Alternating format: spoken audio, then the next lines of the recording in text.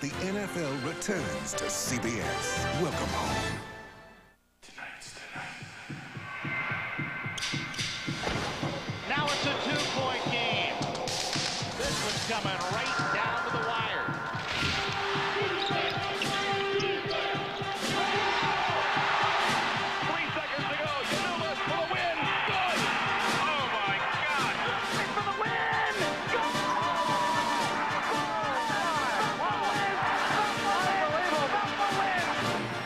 The breathless rush, a joyously careening ride of upset and wonder.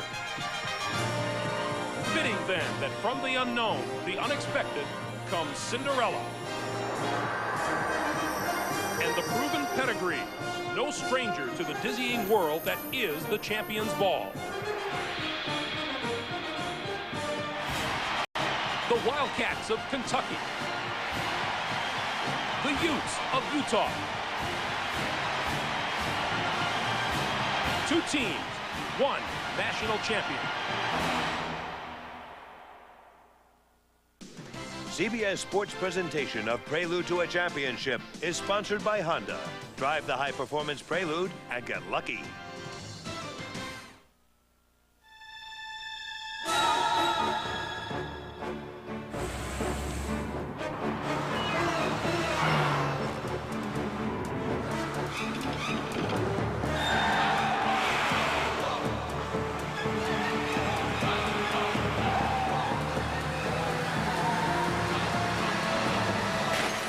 Is it the car?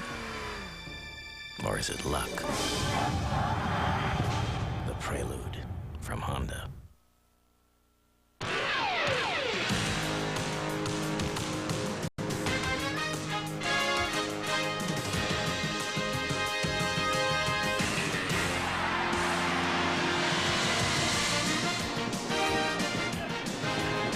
We are deep in the heart of Texas, where everything is big, including the dreams. And tonight, under the roof of San Antonio's Alamo Dome, either Utah or Kentucky will realize college basketball's biggest dream, the national championship. Here inside the dome, the colors are Utah red and Kentucky blue, accompanied by the sounds of college basketball, the brass and drums, the cheers and fight songs, an electric atmosphere filled with anticipation. The Utes are the new kids in town, and they stampeded into tonight's game by rolling over two #1 seeds, defending national champion Arizona and perennial power North Carolina.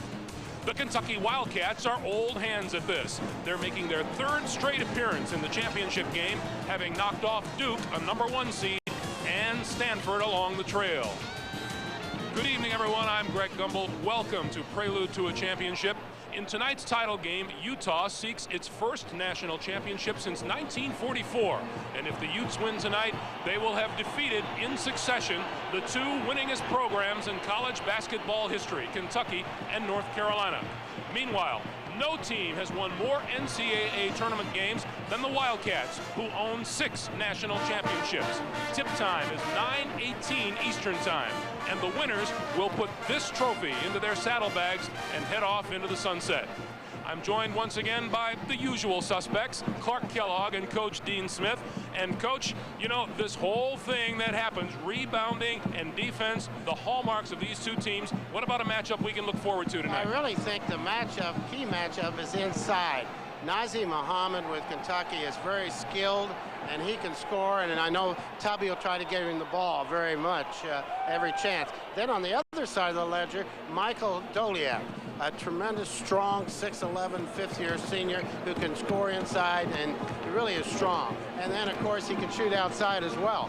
All right, now, for the Utah Utes, Clark, there has been a young man by the name of Andre Miller who has been an absolutely outstanding and magnetic performer in the Final Four. He truly has. In him, Utah has a relentless rack-to-rack guy. In open space, he is lethal. He's also garnered 28 rebounds in his last 2 outings. When he's given the opportunity, Greg, in the open court, he could be lethal, and he could be the difference. All right, Clark, we want to update you on a story that broke following Saturday's Utah-North Carolina national semifinal. The Tar Heels' Maktar Jai had accused Utah's Britton Johnson of directing a racial slur at him during that game. But today, Jai said it didn't happen and sent a letter apologizing to Johnson for making that accusation and wishing Utah well in tonight's game. A Utah spokesman said that Johnson has not seen that letter, but that the university and Johnson consider the matter over. When we come back, we will hear from the two coaches, Utah's Rick Majerus, Kentucky's Tubby Smith, as Prelude to a Championship continues.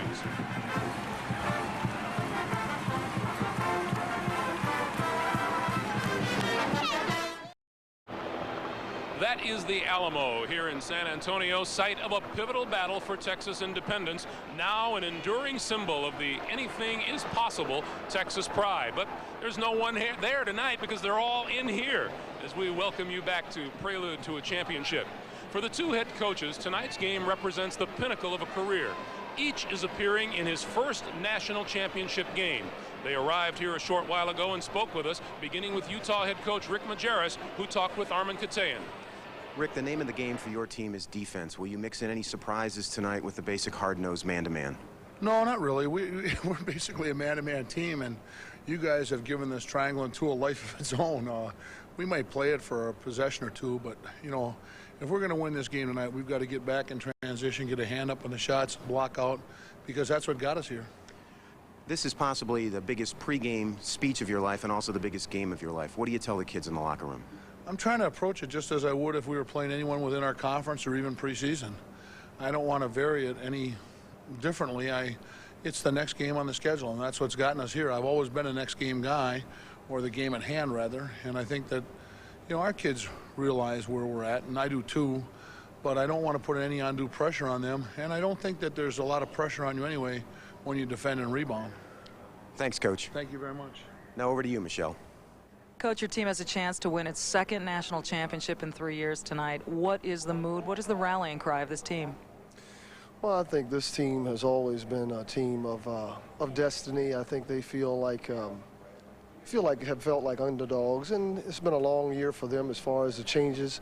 You know, knowing that they have been here for the last 2 years and now a third year, especially for our seniors. I'm so happy for them that they were able to get back here and have another shot at the championship. Utah's defense has been so effective in this tournament. How will Kentucky counter it? Well, we're going to hopefully use that against them by trying to get some back doors, some easy buckets. I think reading their switches, they do a lot of helping, so hopefully we can get some back cuts on them and get some easy buckets. Coach, good luck. Thank you. Rick Majerus and Tubby Smith, and Prelude to a Championship will continue in just a moment.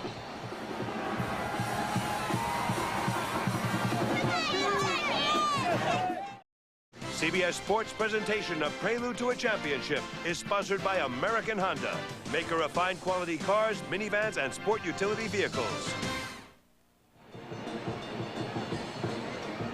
They are getting set down on the floor to tip off the grand finale of what has been a very special march to this championship game. Here to call it for us, Jim Nance and Billy Packer. Gentlemen. Thank you. Special indeed, Greg. I'm glad you got your mic, Billy. Yeah, great to be with you. We've got Kentucky playing in the championship game for the third straight year. Utah, meanwhile, hasn't been in this position since 1944. Well, recent memories for these guys, but they're grandfathers that don't remember 1944. Look at Utah's road out of the West, the 3 seed. They beat a couple of 1 seeds, in fact, Arizona, then Carolina in the Final Four. Meanwhile, Kentucky out of the South, they were positioned as the 2 seed behind Duke. First they beat UCLA, then the Blue Devils in the regional final, and then the overtime thriller against Stanford. There are some philosophical differences between these two, Billy. Tell us what separates them. You'd really have to agree. Kentucky loves to press, and when they do, Utah likes to do what Stanford did, and that is go over the top of the press and then look to attack with the outside jump shot. Utah is the best rebounding team in the country, not by skying, by blocking out and getting the rebounds. Defensive tenacity on the part of Utah is amazing. Here's Andre Miller against Ed Cota. Look at the crossover dribble, and there's the turnover. Kentucky is a team blessed with one of the most versatile players in all of college basketball. Padgett can go inside, and he can go outside with that patented jump shot. One of the things you worry about is your point guard that's not making good free throws, the missing point. Wayne Turner's only shooting 57%, but one thing Kentucky is doing is blocking shots. They set an all-time NCAA tournament record with 42 blocks. Led by Muhammad and McGlure, and well, the key could be Jeff Shepard. He comes off a career-high 27. against Stanford. This will be his final game in a Wildcat uniform, Billy. Here's a patented play to get him open. You see Turner going to the side. Evans cuts through. A double screen is set. And here comes Shepard out over the double screen for the curl jump shot. A key shot in the ball game that brought him to the championship. We'll see the play right here. Cutting through is Evans. Here you see the double screen taking place. And watch him turn that inside leg to square up to the basket with that patented jump shot. Utah and Kentucky for the national championship. Lineups and game time in just a moment. So you want to go to the big dance? The address is CBS. Welcome home.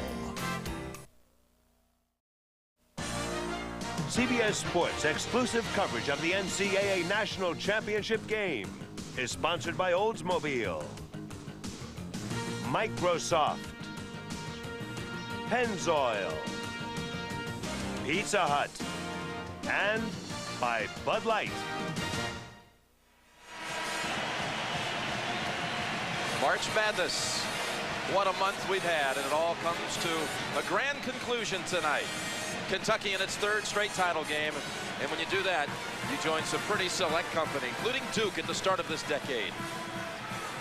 UCLA span a quarter century ago. Well, for the final time as the public address announcer at the Final Four, the legendary voice of the Southwest, Frank Fallon, with the lineups. Good evening, ladies and gentlemen, and welcome to the Alamo Dome in San Antonio for tonight's national championship game between the Utes of the University of Utah and the Wildcats of the University of Kentucky. Now let's meet the starting lineups.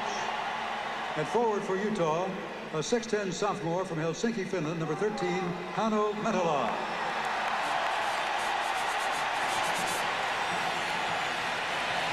At forward for Kentucky, a 6'5 senior from Miami, Florida, number 3, Allen Edwards.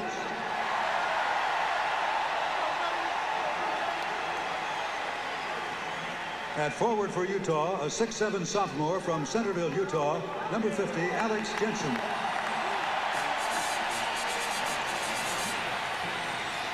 At forward for Kentucky, a 6'9 junior from Louisville, Kentucky, number 34, Scott Kajik.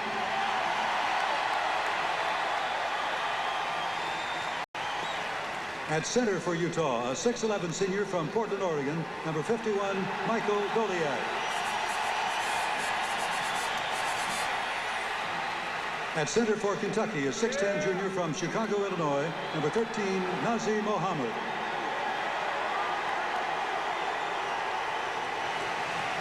At guard for Utah, a 6'2 junior from Los Angeles, California, number 24, Andre Miller.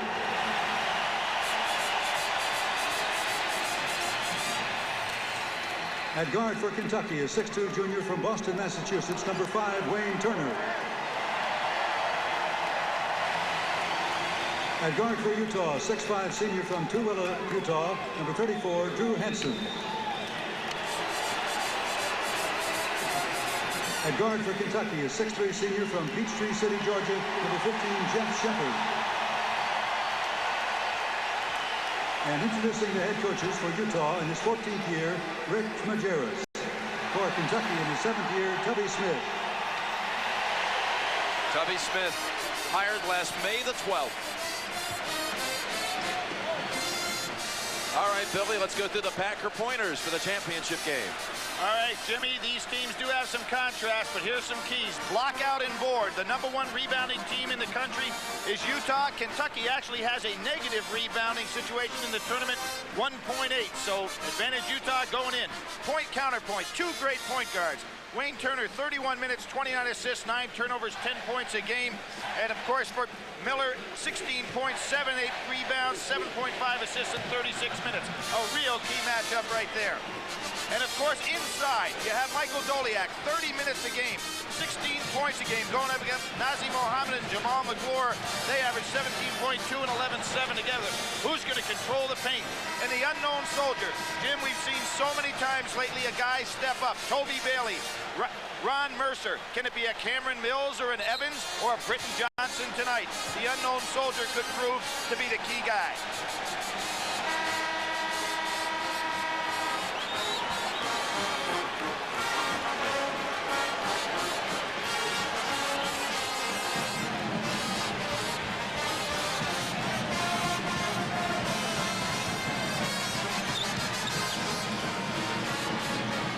for the third straight year, these two. Jim Burr working his fourth championship game.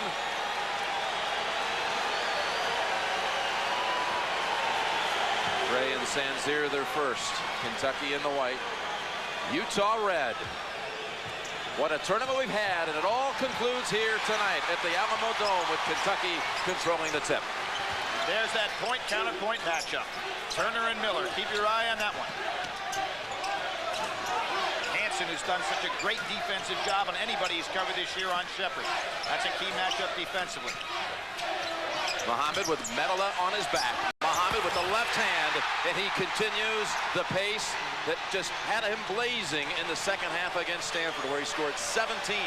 Jim, time and again, we see both Doliak and Nazim Muhammad post up in the lane about 3 feet from the rim. You've got to push him out 2 or 3 steps beyond that to stop him. Now we see Doliak getting the same kind of position.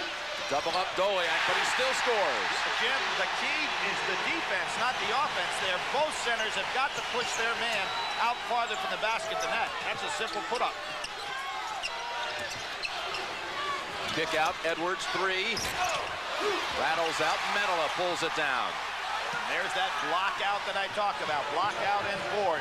Utah does it better than anybody in college basketball. A turnover. Here comes Turner. 3-on-3. Miller cuts off his path.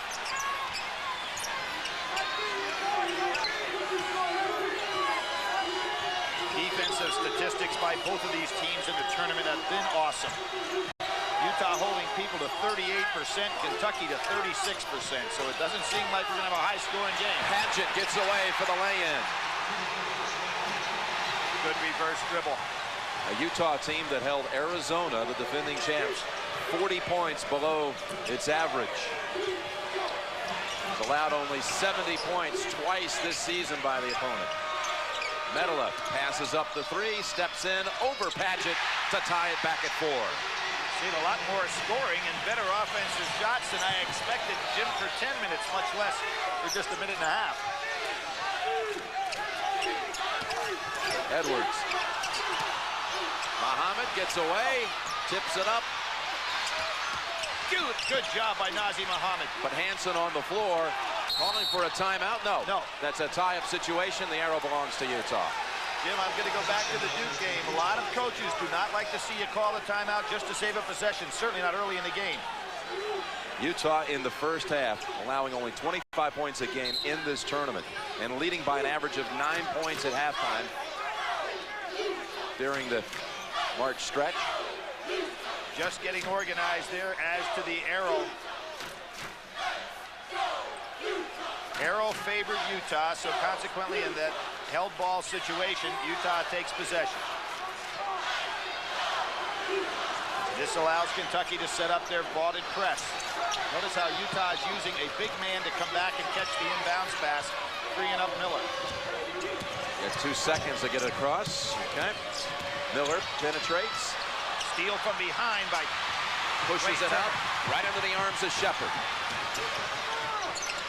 Miller with 2 early turnovers, Jim. Shepard driving. Beautiful move by Jeff Shepard. Great recognition by Shepard. He realizes they're playing him to shoot the jump shot, so he comes out on that curl move that he uses, pump fakes, and puts the ball on the floor.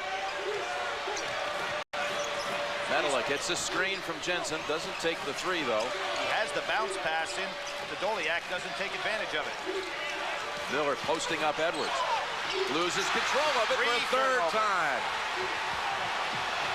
The triple-double man has triple, but in the wrong area for Rick Majerus with 3 turnovers. Padgett too strong on the 3.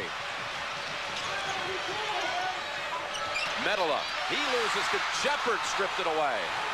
This is not the efficiency that Rick Majerus likes to see. He likes to play half court at a time. His team is normally very efficient. Muhammad gets free for his second basket. Rick Majerus can't let his team go much longer without getting a little bit better offensive sets in half court. This is not Utah's basketball game. Doliak, very quick possession. Yeah, Rick Majerus is going to have to call a time here. I know he doesn't want to, but he's got to get his team back into Utah basketball. Kentucky doing just what they want. We're nearing the 16-minute mark. First whistle under it.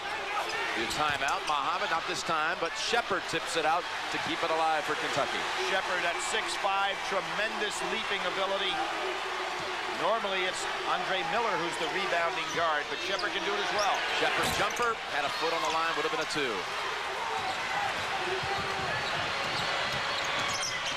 Miller, nice spin away move. Now that's coast to coast against a tremendous one-on-one ball defender against a ball handler. He took Turner. That's a palm. Absolutely. A ragged start for the Utes, but they only trail 8-6. 4 turnovers by Utah in the first 8 possessions.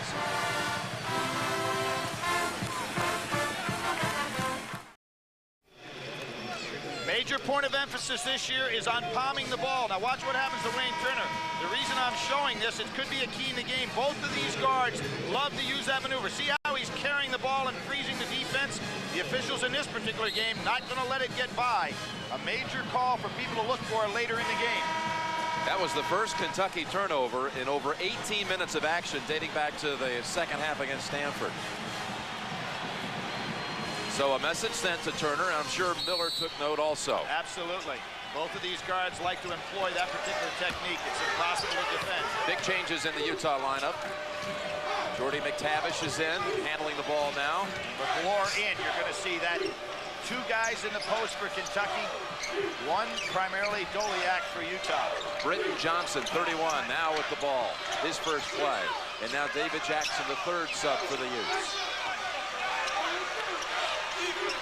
This unit being a little bit more patient with the ball. Nice speed. Doliak dunks it over McGlure. That's what Rick Majerus wants. Now, he was waiting for that TV timeout, Jim, but he knew he had to get one to get his team back to Utah basketball. McGlure wanting to make a move. Yes! Tremendous move for Tubby Smith. To get Jamal McGlure to come up with a big offensive play is a real bonus for Kentucky. Here you see Doliak. McGlure tries to fight over the top. He gets caught on the wrong side. Too late. Doliak does a good thing by going for the dunk instead of putting it up on the glass. And here's Jamal. The Canadian goes in. Nice scoop shot. Great step to the basket. McGlure, you can just see his confidence rising in this tournament alone. Well, Jim, remember the left-hand hook that he made against Stanford, a key play for Kentucky. Hashimu Evans for Kentucky. Perhaps the most dangerous sub on either side in this game. Well, certainly the most consistent. And the thing that makes him so good, Jim, coming off the bench, he can play any one of 3 positions defensively, and he's not afraid to go down inside and rebound with anybody, regardless of size. 3 subs back here handling the press for Utah. McTavish now goes long. Let's see how they handle the press with Miller on the bench. Well, they've got a freshman handling it, and that was trouble against West Virginia. Trouble for Utah. Britton Johnson doubled up. Gets it over to Jackson. Johnson, freshman, takes the 3. Got it. Is he going to be the unknown soldier? He was one of your candidates. Absolutely. The kid doesn't even understand that there's 45,000 out here. Sometimes that happens. He had to sit out the first 11 weeks of college basketball, but he's coming on strong here in the postseason. McTavish with the body, not in the act of shooting. They'll bring in Medela and Miller. Best rebounding teams in the country. Utah 1, Kentucky 2. What does it take to get to the championship game when you start practice next October? Show them this graphic, right? Well, and you know what's interesting, Jim? Probably because Kentucky has played and been so proficient offensively, they have a negative rebounding advantage or disadvantage in the tournament, but they haven't gotten many offensive rebounds because they're scoring so much. Jackson got stuck underneath. Last touch by Kentucky.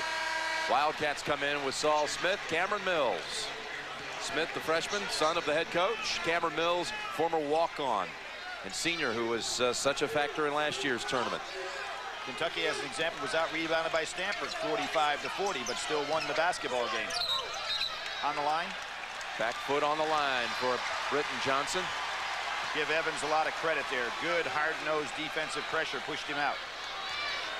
Said hard-nosed, it looked like Evans has got a little hard nose there. He's got the bandage right over the top of his nose. He's got the or is that the strip? Yeah. Well, strip. he's battling allergies down here. Allergic to pollen. Been acting up on him in San Antonio. So that's why he's donning the strip.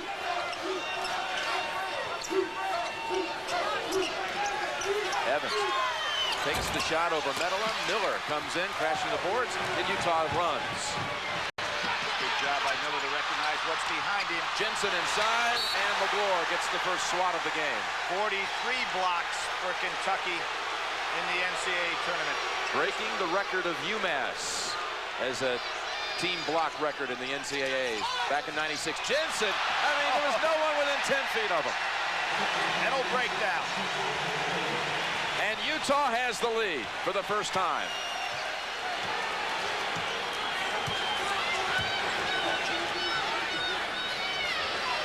There's the curl move. Shepard takes second time tonight. Shepard penetrates. Rick Majerus and staff love to look at film so much, and I'm sure they had their players aware that he's going to come off that curl and take the jump shot, and Shepard really crossing him up here twice early on. Fifth tie in the game's first 7 minutes.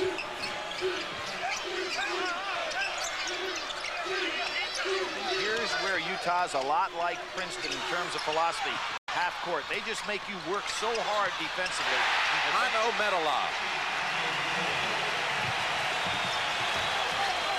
Possession almost got away from Utah, but it ends up with the Medela basket. Medela now banging bodies with McGlure inside. Mills wanting to feed it to McGlure.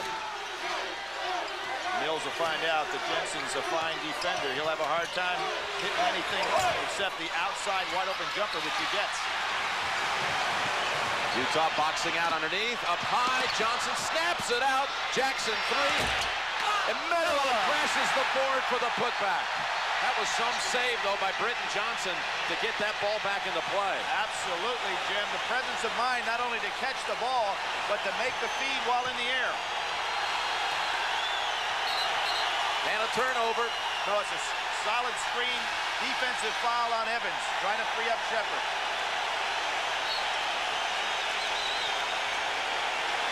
There is Johnson, the catch, the flip out. And watch, Hano Medela was all the way at the top of the key when this shot went up. Nobody blocked him out.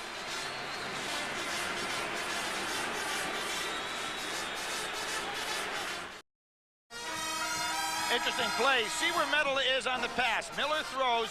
Johnson catches the ball as he's spinning, has the presence of mind to feed back to the outside. And here comes Medela, the man that was equal to Miller on the pass, down with nobody blocking him out to put it back in to put Utah ahead 17-13. That was quite a finish by the man from Helsinki. Hano Medela with 6 points for Utah, and the Utes out-rebounding Kentucky at the start 9-2, one of the Packer points. What's new, Jim? This team fundamentally so beautiful to watch with their rebounding techniques.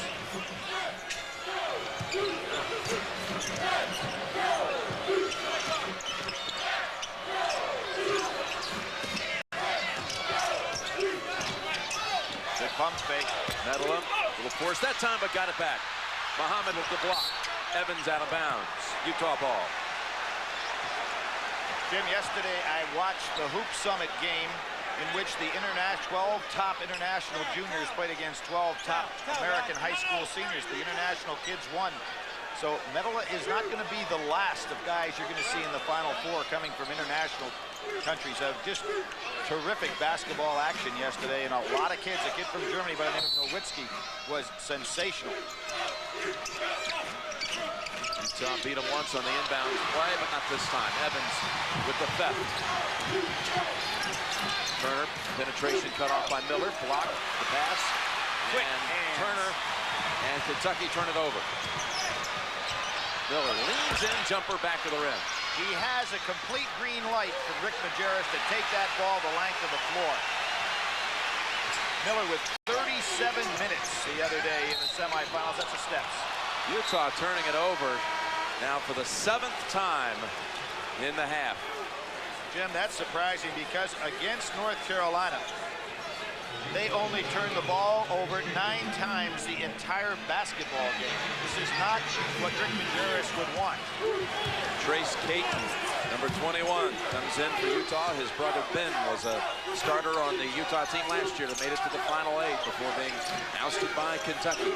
Muhammad showing his outside shot.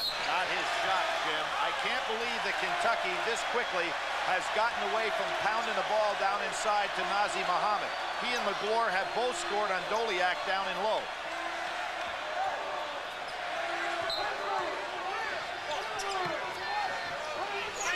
Again, big men bringing the ball up the court for Utah, altering the press. Madela. Some matchup with Padgett. Another whistle. That's on Miller. Yep, Miller on a screen away from the ball. His first. Rick Majerus screaming to his team, move. He wants that motion offense to really be working, making Kentucky use about 20, 25 seconds of hard-earned energy to defend them.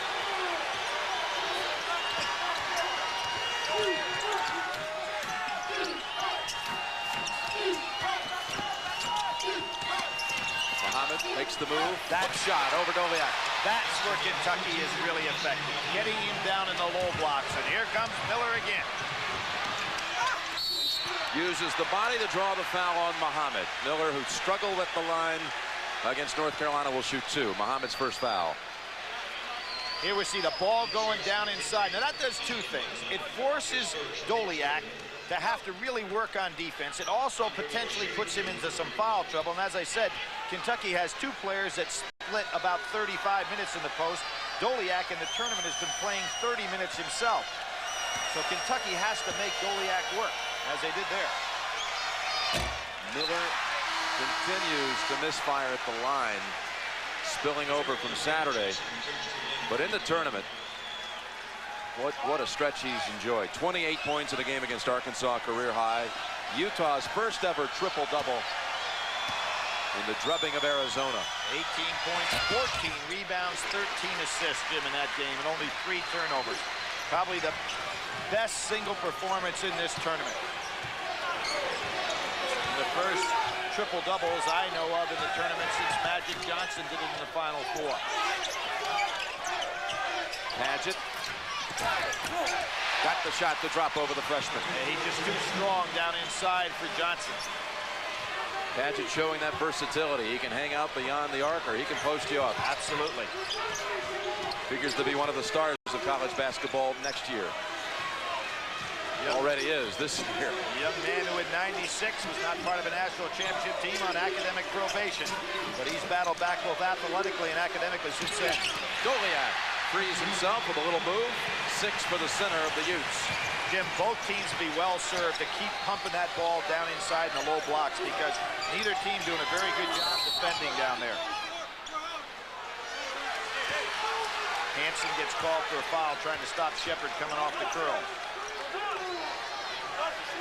It's amazing for Kentucky what develops when they go to Nazr Muhammad down low. It opens up everybody else outside. Again, easy feed, easy hoop for Nazr, the big Z. I think Doliak's getting a little tired, Jim. He's being asked to help bring the ball up in the press. So far, Tubby Smith, as he has throughout this tournament, brilliantly using his 2 postmen. Overfiring the 3. Doliak follows it up. See, the Doliak story, though, is he has to withstand not only Muhammad, but Muhammad can go out and they bring McGlure to bang with him. Absolutely. It's 2 against 1 there. So far, Doliak doing a good job, but he's got to get tired. Muhammad again. Tipped by Padgett. Scott Padgett, who did not make the U.S. 22 and under team last summer, coached by Rick Majerus. They had a rift. Well, he's making up for it tonight, but he's taking advantage of the fact that he's so much stronger than Johnson, pushing him right underneath the basket. Hansen, he can make these. 3-pointer, spins out. Great rebound by Doliak. Draws the foul on Kentucky. Maybe Muhammad. It's on Muhammad, his second. You'll notice inside, shot goes up, But here's where Paget is just too strong. Johnson has got to put a body on him, keep him away. Biggest lead in the game on either side has been 4. A Ute lead of 1.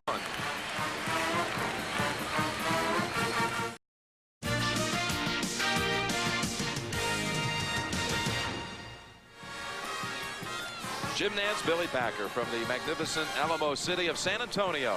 Field goal percentages are up for these two defensive powers. Look at the rebounds, though, Billy. That's startling. 15 for Utah, 3 for Kentucky. Well, as I said, it's surprising, and there's a reason because they've been so high scoring in this tournament, but Kentucky has not rebounded during the tournament like they did in regular season. Utah continues to be very solid in that area of basketball. Doliak sits. Billy, you said he looked very fatigued.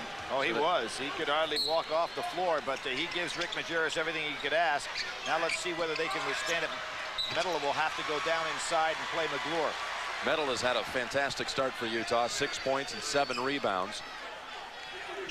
He was an exchange student here at San Antonio Churchill High School back in 1994, but ineligible to play Texas high school ball because he was on the Finnish junior team. That broke Texas rules. Jim, the first time I ever saw him play was against both Wake Forest and Arizona. He didn't have a lot of stats in either one of those games, but he put the ball on the floor, and I said, this kid is really going to be special. And he's showing that he is. Showing his stuff here, and blocked by McGlure and a whistle. McGlure can't believe it. That was a good break for Utah because Paget did a fine job coming over, allowing McGlure to be in a position to block this shot. Now watch Paget come over to help out. Reverse move. Paget comes over for the weak side, and that puts McGlure in perfect position to block the shot. Doesn't quite get it. Medela to shoot 2. He signed with the Utes after both Rick Majerus and Jeff Judkins, his assistant, came to Finland to try to talk him into playing for Utah. So that was quite a commitment. He had visited Cal Berkeley also, and Carolina had offered a visit, which he never took. Medela gives Utah the 3-point lead. Kentucky has not made a 3 in this game, and that's something Utah took away from Carolina on Saturday. They've taken it away from everybody, holding people down on 25% from 3 in this tournament. They're not giving you many good looks. Yeah, Kentucky's 0 for 3 from behind the arc. Shepard up and over Medela, but comes up short. Hands straight up. I thought he fouled Shepard on the play. No call. You can always tell if guys are really concentrating on the game. They don't gripe at officials' lack of calls. They just go play basketball. One of the things that really hurt North Carolina on Saturday. Johnson lost control of it. Turner driving all the way. Wayne Turner. Jim, we've got 2 point guards that can really finish. We saw Turner do that constantly against Duke University. He can take that ball the length of the court, as can Miller.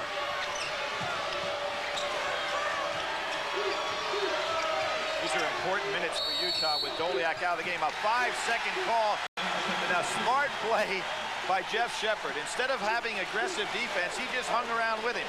Here's Turner on the drive. I tell you, if Andre Miller's not careful, he'll get on the triple-double here tonight, but the third stat will be turnovers.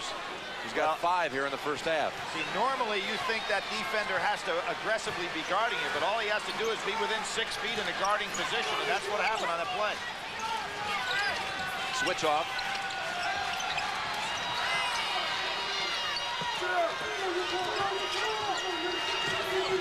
Boy, good hedge moving on defense by Utah. Paget steps back for the 3. As good a look as Kentucky could ask for. Ahead, Miller. Jensen at the other end. And Utah is in front by 3.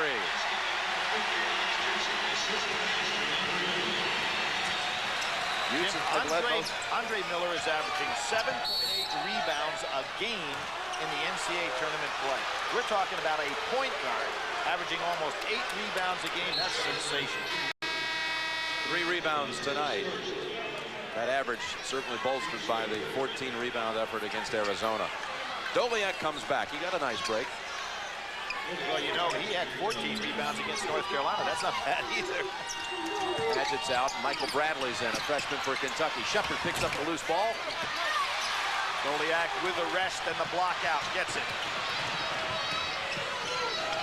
Good smart play by Evans, knowing you got to cut Miller off. The center will take the 3, top of the key. Doliak delivers. And and Utah has its biggest lead of the championship game. Give Rick Majerus credit. He knew Doliak was exhausted, gives him the rest. He has enough to be able to come out there and hit the three, which he does very well for a big man. Evans lost control of it, and Utah might have some numbers. Well, Jensen will slow it down. Jackson had broken ahead. Miller got the lane, too strong. Doliak had a good open putback, but misfired. Shepard, Miller forced the steal. Jackson breaks ahead. Doliak the trailer. Oh, against the great shot blocker, Miller goes under McGlure. He is fearless on the break. A Utah run, and the Utes lead by 8.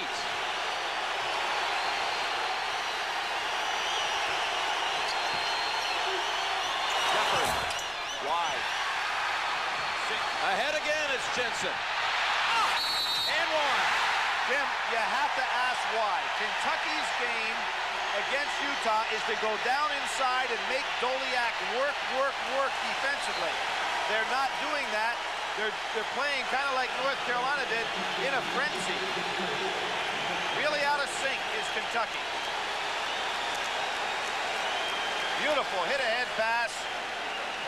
Young man who was on a mission for 2 years comes back, played as a freshman, put that one in without trouble. David Jackson with the assist. Here he is, Alex Jensen. Rick Majerus believes, had he been here either one of the last 2 years while he was away on his mission to England, he thinks he would have been in the Final Four with them. Now, Jim, remember the fact that Kentucky has knocked out Utah the last 3 times they played. 93 in a rout, 96 in a rout, 71-01, 97 in a semi-rout, 59-72. So, but the Utah kids say, hey, they aren't the same players that we played against in those previous years. Johnson in for Jensen. That's a deceiving score last year. It was a tight game with 4 minutes to go. Then Miller hurt his hand and did not return. Hook shot, McGlure. The season is just ending too fast for McGlure. He is absolutely in stride here in the tournament. Miller again, wise decision on his part when he saw McGlure there at the end.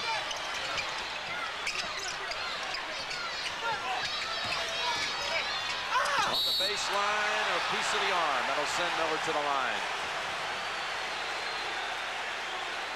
The 2 best rebounding teams in the country, and this is astonishing. Astonishing, Jim, and I'll tell you why. If you're playing against Utah, you want much better shot selection. They block out so well. Kentucky has taken shots before their team was in position to rebound. When you take a bad shot, your own teammates don't think it's going up, so they don't get in position. Really playing into Utah's hands. That foul was on McGlure, his second. So McGlure and Muhammad with 2 each. Padgett comes in for McGlure. All WAC player, all defensive player in the WAC, the MVP of the West region. Miller just one honor after another.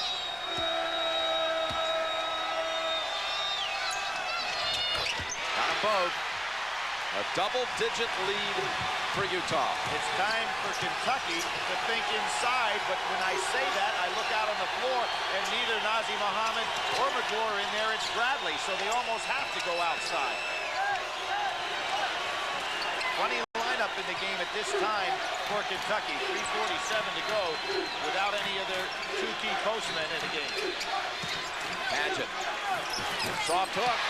And that's the second time Padgett has scored down on the block with the blocks. I'm almost surprised that Doliak doesn't take Padgett. Johnson, 3. A little quick for Utah's liking. Allen Edwards, beautiful drive to the hoop. Edwards has had a tremendous NCAA tournament. 2 brothers that played in the NCAA who never got to a Final Four.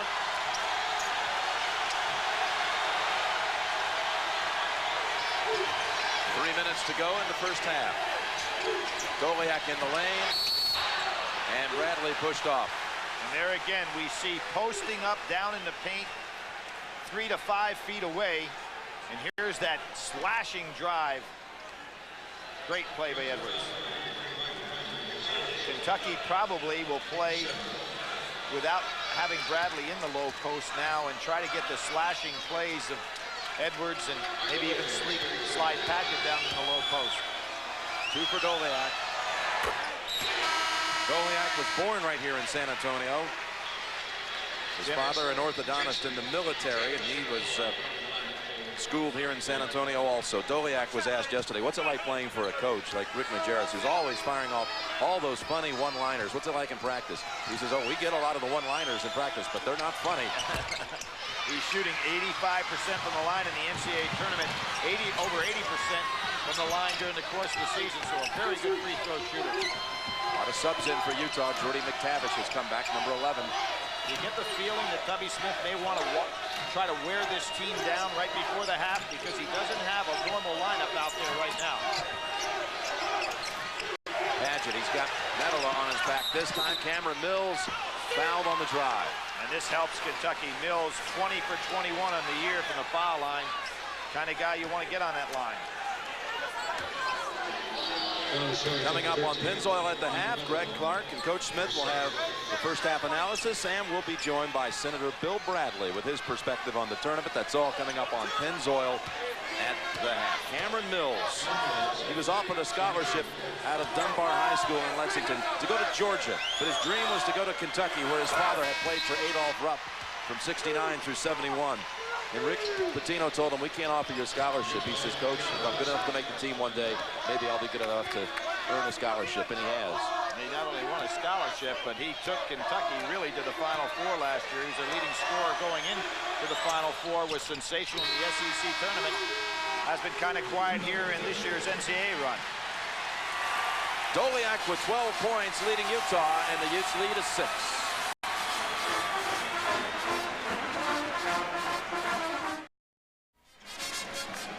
David Caruso. Michael Hayes is here to watch the championship game.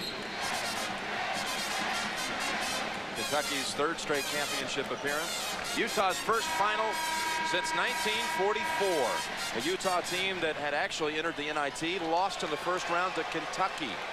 And on the way home, they had to sub at the last minute for an Arkansas squad that had been in an accident.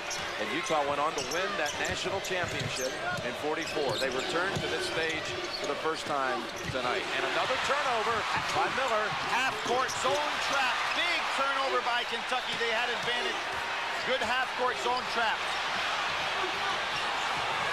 Utah had Doliak underneath. Johnson. Oh, great play by the freshman.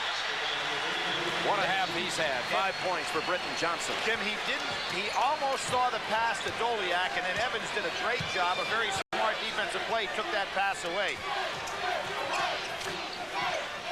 I think this is a big advantage right here for Utah to have Bradley in the game in these closing minutes, because they aren't able to occupy Doliak on the defensive end of the court with Bradley in the game, as opposed to having Nazr Mohammed or McGlure in there.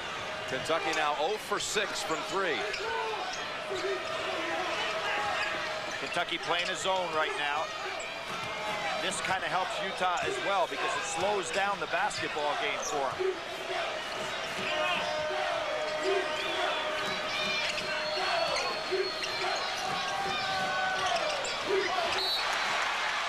Tipped off. Good job by Cameron Mills. Tip off Johnson's hand. You know, you showed that tournament summary, Jim. 9 of the last 11 winners of the NCAA championship have played at least 11 games against the field. Kind of surprising. This year, Kentucky came in 11-2. Utah just 3-2. It's very sparse amount of competition. It really is. Against tournament teams. That's a 20 charge to Utah. Let's check the Microsoft data bank. And Utah won the championship in the 5th year. Oregon and Wisconsin, Stanford, and Wyoming, then Utah, 1944. The Tall Firs of Oregon, the first champions ever of the NCAA. And Arnie Farron, who we have seen around town, was the most outstanding player in that championship run, scored 22 points in the championship game. He looks young enough today to still be playing out there. I know he's very proud of this Utah team. 3-time All-American from Utah. Paget, hook shot, too strong. Miller. And last touch by Edwards. Boy, I really don't like the lineup that Kentucky has on the floor to go down a stretch. They're trying to do it with defense, but they sure aren't going to occupy Doliak very much by not having a post man.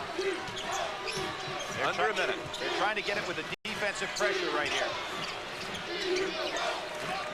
See, it being in a zone, that allows Utah to play a pace game. Hansen got Evans to commit, steps over, that's a 2. Beautiful fake. 10-point lead.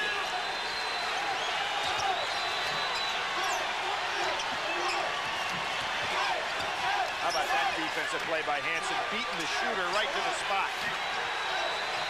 2-second differential on the clock. Switching out front. Edwards found the lane. Somehow it bounces out. And there's that freshman Johnson again with a rebound. 6 seconds in the half. Miller looking for help. Hansen with a second to go on the run. And we come to the half with Utah in front by 10. Well, Jim, no team has ever come back for more than 8 points to win a championship game. Loyola Chicago, the only one ever to do it. 1963, the biggest halftime deficit ever overturned. But they have been the comeback Cats. Can Kentucky do it again? Let's go over to our colleague, Armin Katayan. Rick, you're pounding them on the boards. Can you prevail playing this kind of game, including the turnovers? Well, our post defense is not good. We've got to do a better job on post D, and we've got to do a little bit better job on helping out on the curl. We've got to bump that curl a little bit better. But I like our enthusiasm. I like our presence on the fast break. We're playing with confidence, and we're looking to attack. We must continue to do that. I think we're making good decisions. Our ball rotation is excellent.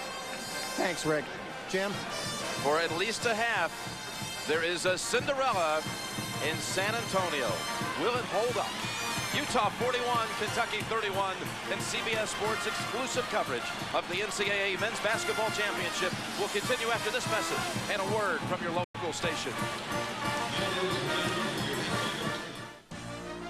CBS Sports exclusive coverage of the NCAA National Championship game is sponsored by Dockers Khakis,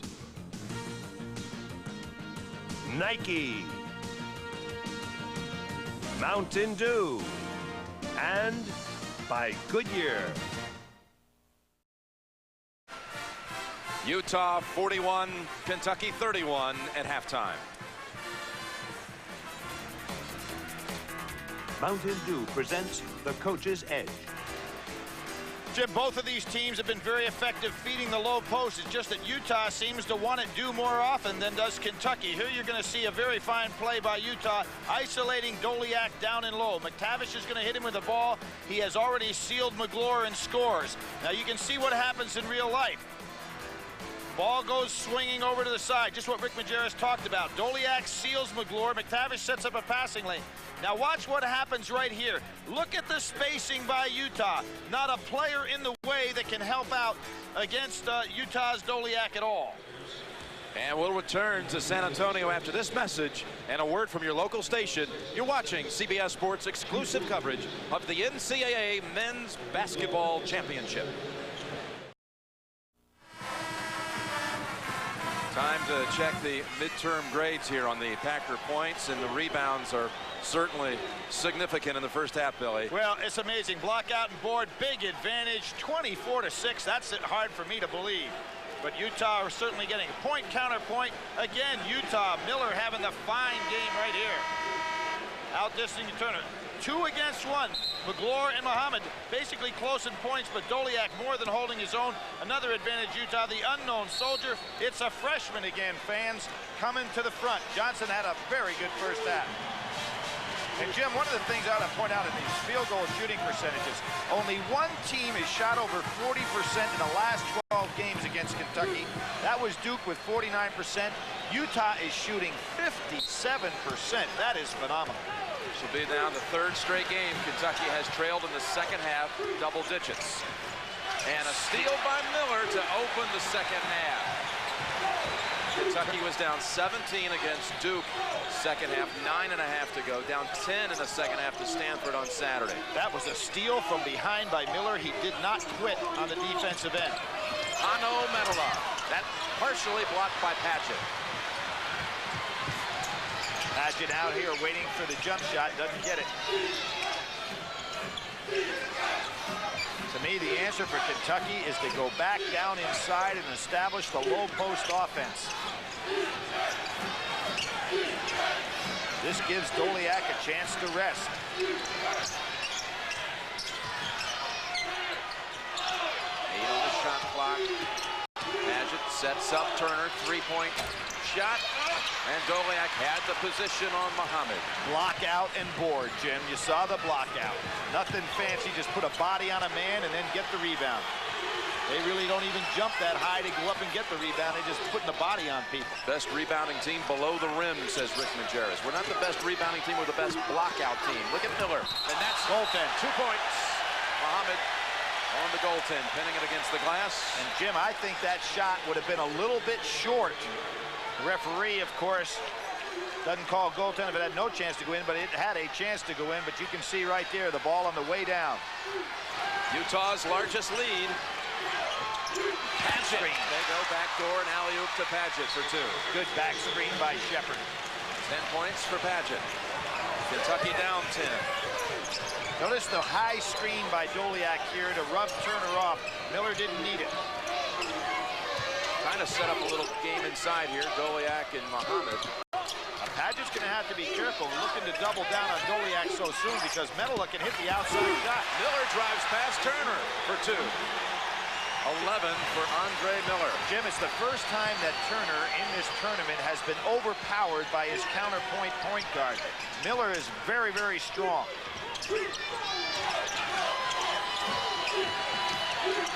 Shepard has a line drive bucket. Terrific shot. He's got great elevation inside on that jump shot. Again, watch Doliak. He sets the screen, so Turner has to lay off Miller because he'll rub him right into the screen.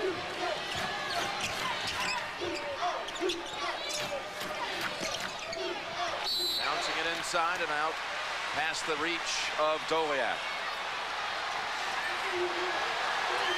In the first half, Utah committed 12 turnovers to Kentucky's 6, but they beat them on the offensive end 9-2.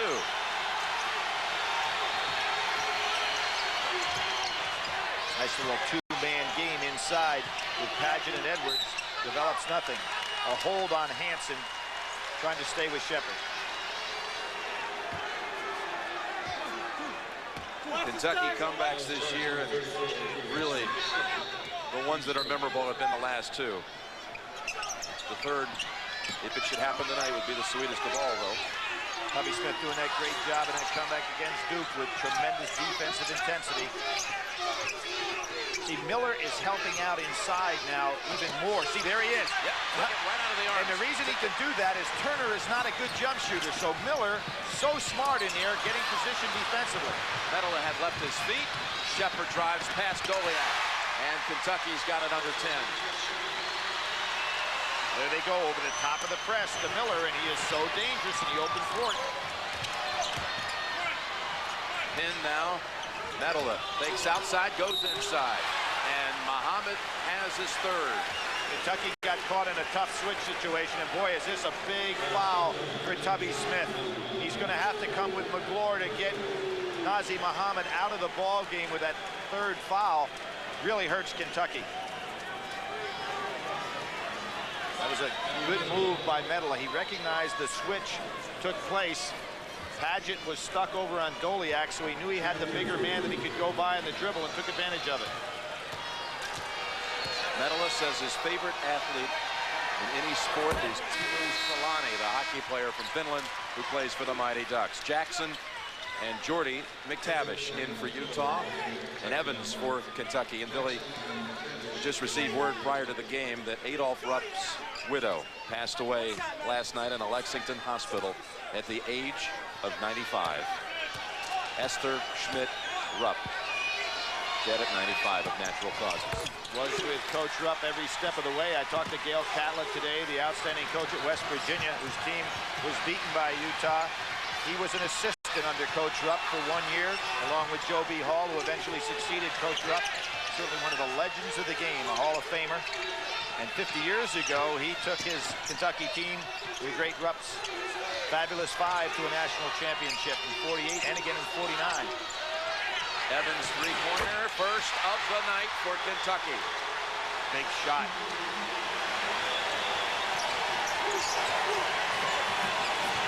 Miller getting well-deserved rest. Rick Majerus, knowing that Kentucky's going to be in for a run, wants to make sure he has his point guard with some legs under him. Well, there is some kind of battle inside between McGlure and Doliak, and a three answered at the other end by Medela. Such a versatile performer. He and Padgett both can step outside or go inside. McGlure, not this time, and last touch by Utah. Did you see, Jim, even on that missed shot, Utah had 3 men in inside rebounding position. Kentucky 0.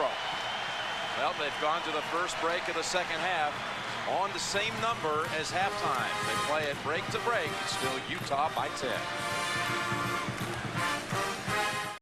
Tiger Woods conquered Augusta National with the lowest score in the history of the course. A tradition unlike any other. The Masters on CBS.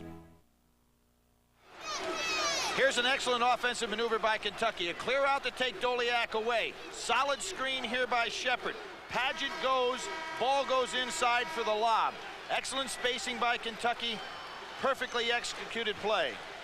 And you'll see what it looks like from behind. Padgett puts it away. Tubby Smith taking a seat. Once belonged to Adolph Rupp, the site that many believe they would never see at Kentucky. Adolph Rupp, of course, won in 58, too. We mentioned 48, which is 50 years ago. He won in 58, which was 30 years ago.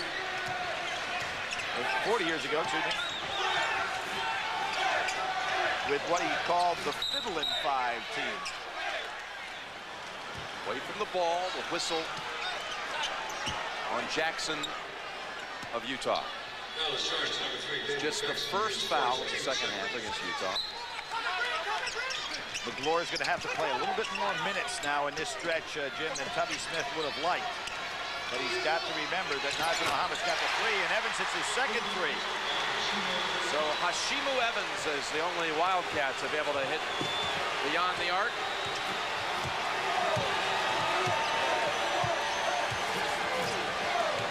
Evans' big scoring game was 20 against Arkansas this year, so he certainly is capable of coming up with some big numbers off that bench. There you see that spacing again by Utah. Try to keep anywhere from 8 to 15 feet between offensive players.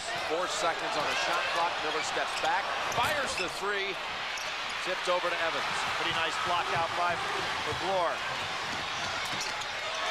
Edwards way short on a 3. Britton Johnson pulls it off the floor.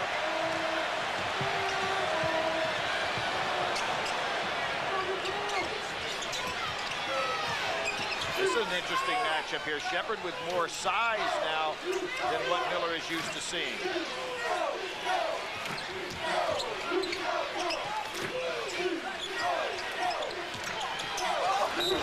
Driving, power move, and a charge on Medela. Jim, there was a case where Jackson was being played by McGlure. He was a little bit too impatient when he fed that ball into Medela. Medela goes inside. It's big against small. The small man gets better position. Smart play by Edwards. Third, Billy, on Hano Medela. Now we have 2 key players, one on each team, with 3 fouls that are serious problems in the substitution pattern for both coaches. Doliak returns to the Utah lineup. Utah with a lead that had reached 12 at one time in this second half. It's now trimmed to 7, and Kentucky looking to make another dent. This is a very big team now that Utah has on the floor.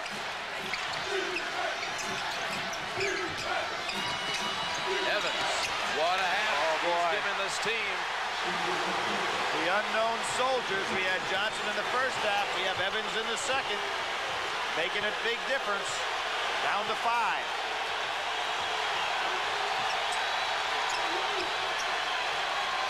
I really like the lineup on the floor here for Kentucky. Johnson underneath, and a travel. Tubby Smith has got a lineup on the floor that's got some serious problems, and Rick Majerus recognizes it too. He's got to make some adjustments. A 20 called by Utah.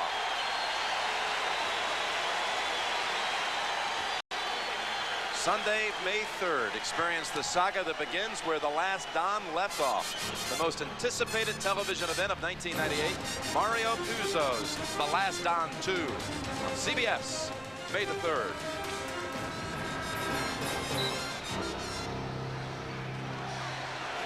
Billy, I mentioned it a moment ago, a lot of attention before the season about Kentucky with a black head coach and the evolution of Kentucky basketball, where 32 years ago, Kentucky, an all-white Kentucky team, lost to Texas Western in the national championship game. A Texas Western team that got in the final game by beating Utah. There's Donna. We hear so much about racial divisiveness. What a nice story, though, about racial harmony in Kentucky. Absolutely. There's the pass by Turner. Doliak seeing the play very well.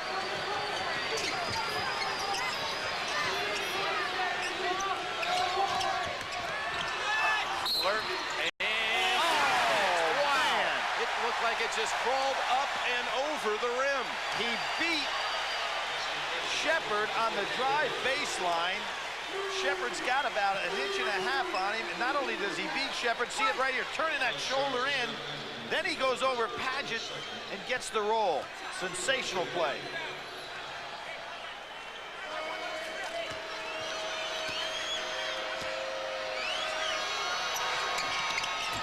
Way short, but and another rebound.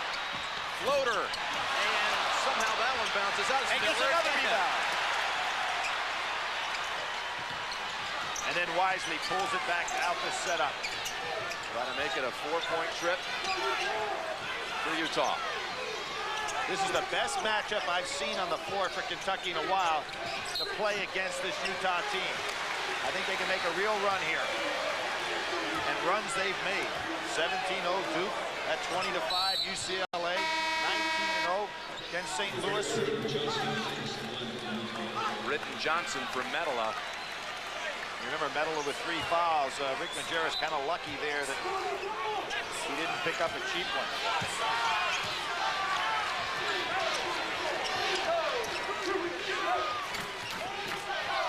Turner back on Miller.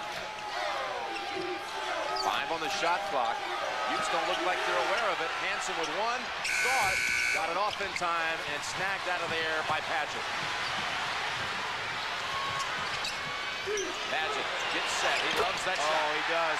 And Turner set him up perfectly. You can feel the run.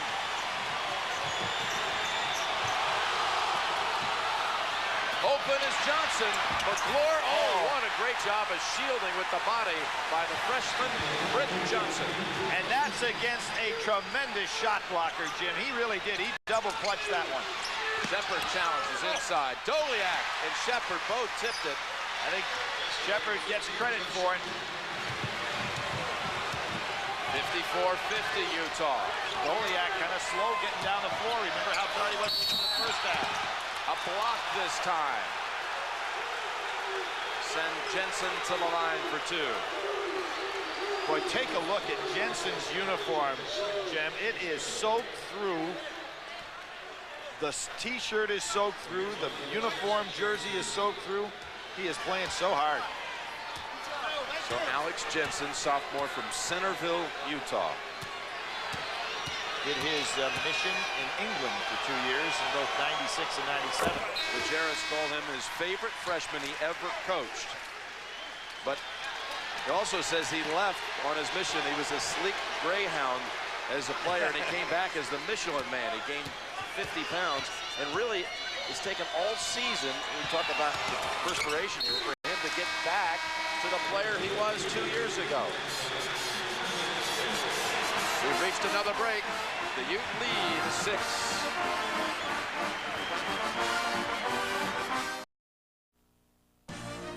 CBS Sports exclusive coverage of the NCAA National Championship game.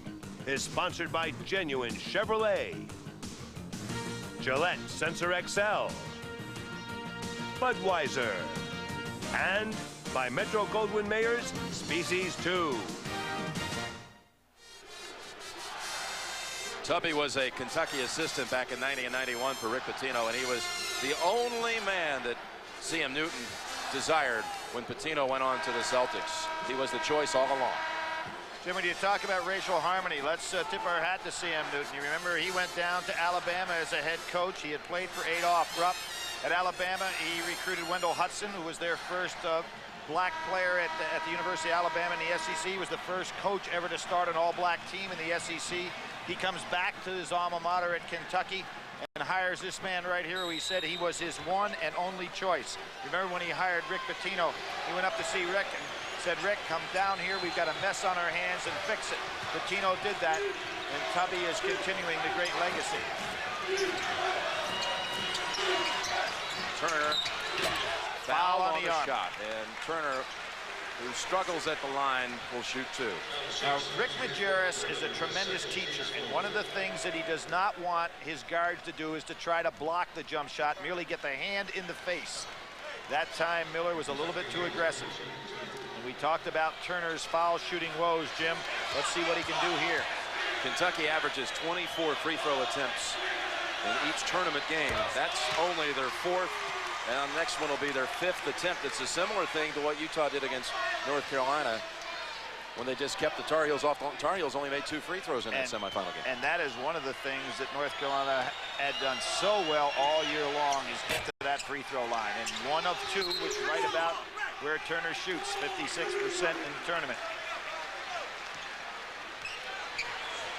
56-51 Utah, 11:15 remaining. And again, you'll see if Doliak comes back to set the solid screen. They want him down in the low blocks.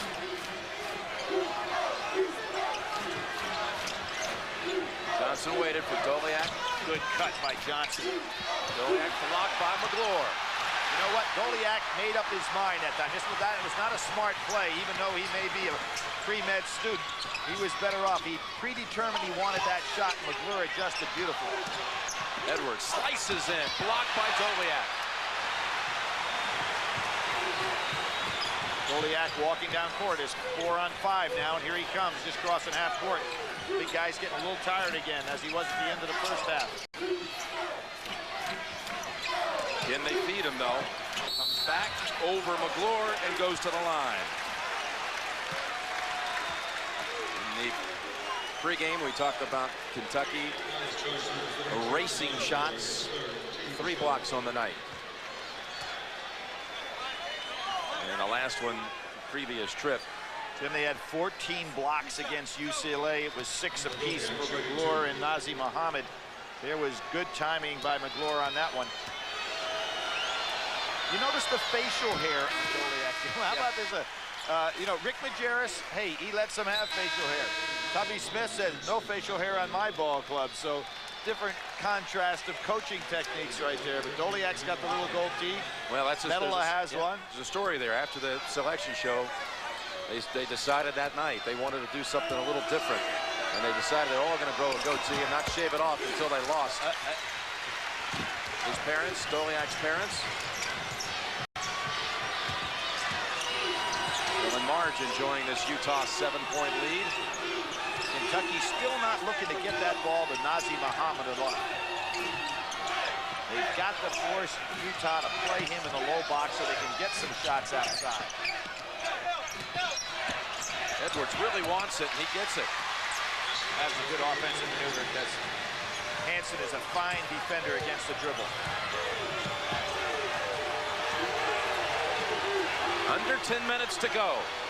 And a 5-point Utah lead.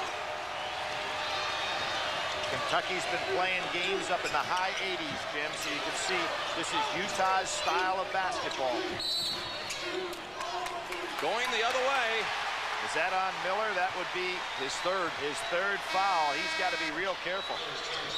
Near the conclusion of every NCAA game, every tournament game, we select the genuine Chevrolet most valuable player from each team. To date, Chevrolet has contributed $6.5 million. Third on Miller. Now he has to be careful. He's up against Evans. I think Kentucky should get Evans the ball. Let him drive on Miller. Nazim Muhammad had 8 points the first half. None in the second half until now. Nazim Muhammad. Tremendous hands by Nazi. That ball was thrown at his kneecap, and he still recovered. Down to 3 from 12 to 3. Goliak open. Miller helped clear the way, missed the chippy. Huge miss. Sign of a tired player, Jim? You always come up short. Yep. Edwards can tie it. Kentucky saves it for a moment, and Hansen, where Utah secures it.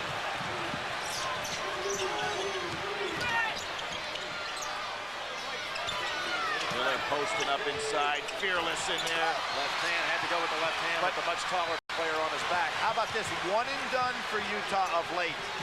Kentucky much fresher here. Padgett to tie it. And Medelik crashes for the rebound. Goliak walking up and down the floor now. About 20 seconds away from getting to that under 8. And a whistle at that point would give him a timeout. An official timeout. Goliak inside again, outside. They call the foul. Ball hits out to the side. Look at Shepard going after it. Takes his spot in press row.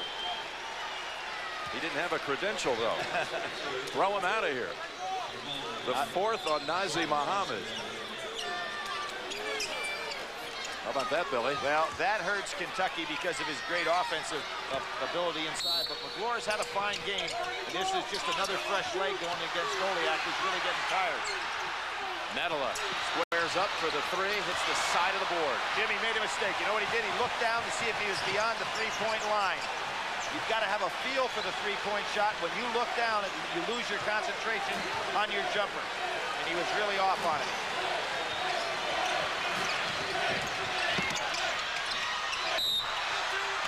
Jensen with the push-off from Utah.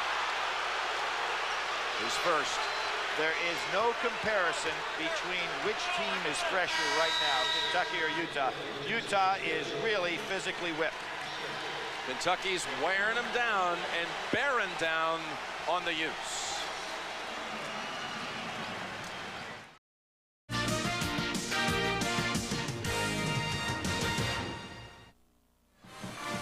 Rick Majerus has been brilliant in this tournament, maybe the single best coaching performance of the 90s with his win over Arizona.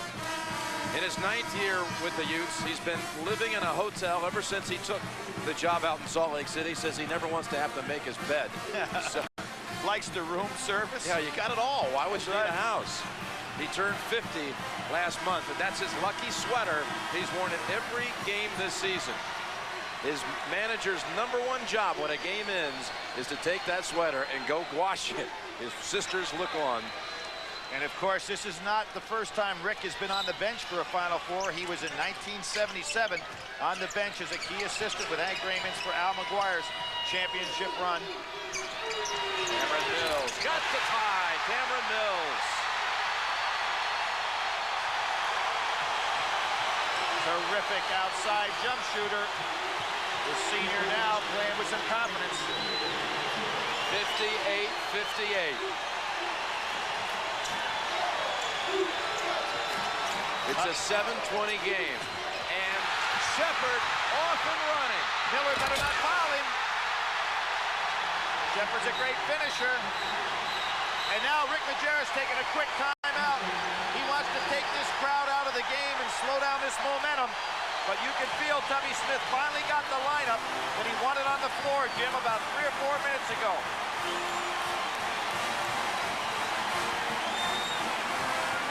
Cameron Mills. Ball goes inside. Miller thinks he's going to help, but Miller should never have given up on Cameron Mills, a great outside shooter. And he did a wise thing here, not following Shepard, because that would have been his 4th. Shepard had a dunk identical to this in the 96 title game victory over Syracuse. And Kentucky has stormed back from 12 down in the second half. A 9-point run the last 3 minutes. We talked about their runs in the tournament.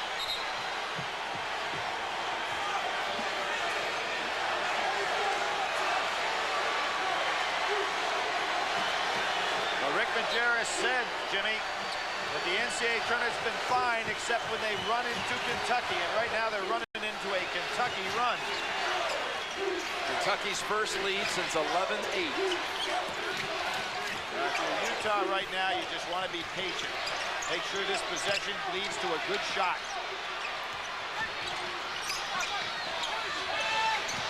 Medela drives, whistle, push off. Medela to shoot 2. Medela has really played outstanding basketball, an all-WAC performer. Now, Jim, one thing interesting about this Utah team, a very young team, but interestingly, it could kind of fall apart in a hurry. This young man has been offered $750,000 to go back to Europe to play. He says he's coming back to Utah, but certainly you can see the European professional leagues would like to have his services. Individually, he has one goal, and that is to be the first Finn to ever play in the NBA. And I talked to him yesterday, and he said there's no way I'm signing any European deals because the best way I can make it to that ultimate goal is to come back to Utah. And play under an incredible coach that can certainly continue to develop his talents.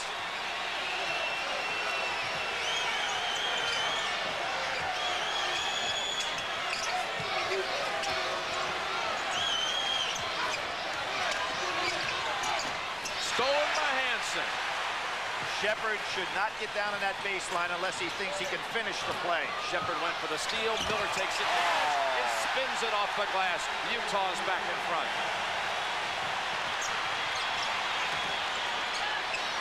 Shepard kicks it out. Padgett. He loves that shot. Too nice strong. release. Ball on the floor, and it's Hansen again.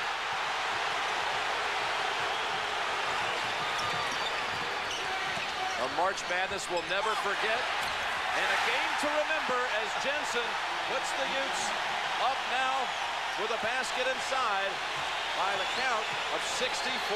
And now Tubby goes timeout. These two coaches are using everything that they can to stop and start momentum. Changing lineups, calling timeouts, orchestrating the offense.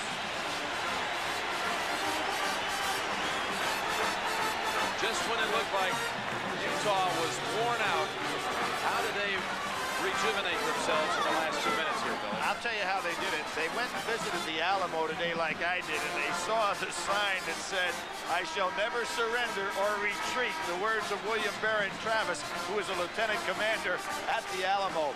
And that's what both of these clubs are doing right now. The Battle of the Alamo. March Madness back of 1836. The Battle of the Alamo ended on March the 6th of that year. 189 Texas Patriots met the Mexican general Santa Anna here in San Antonio. Out of the 20, Kentucky down 4. Tubby Smith set up that curl move for Shepard. Nothing there right at that point. Well scouted by Utah. Mills. Wow! 2 in a row for Cameron Mills.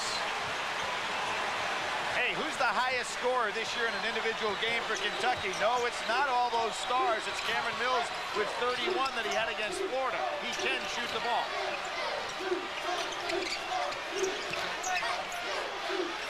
Goliath.